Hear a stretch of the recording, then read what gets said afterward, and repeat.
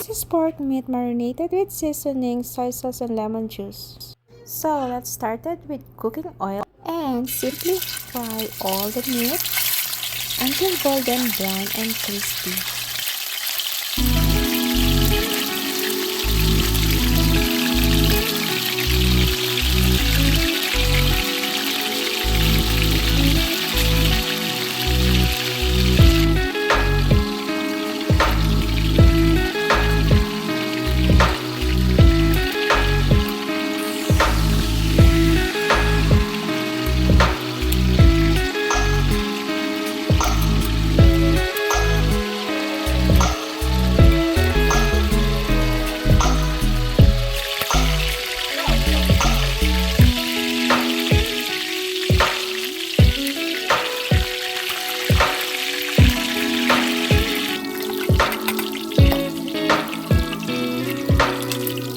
And continue the same procedure.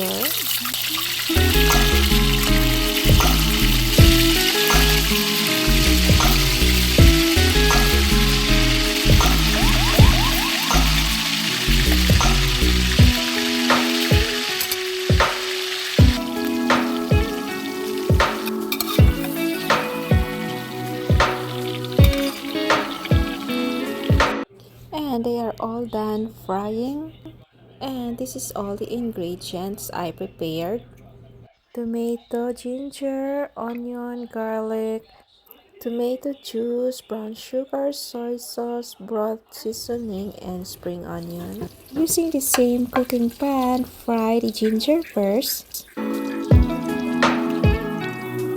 Then add the onion and the garlic, frying them until golden brown.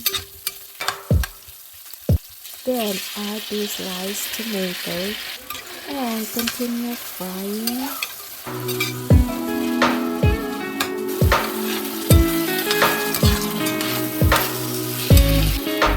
And now I can add the tomato juice and the broth, brown sugar, the soy sauce, and of course the seasoning.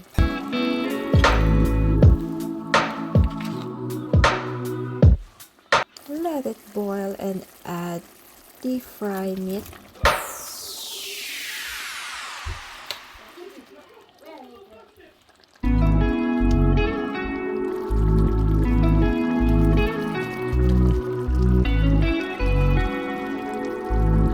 And it's all cooked.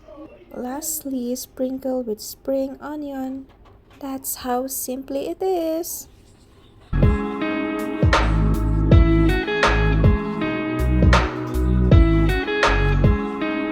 Try this juicy and delicious recipe.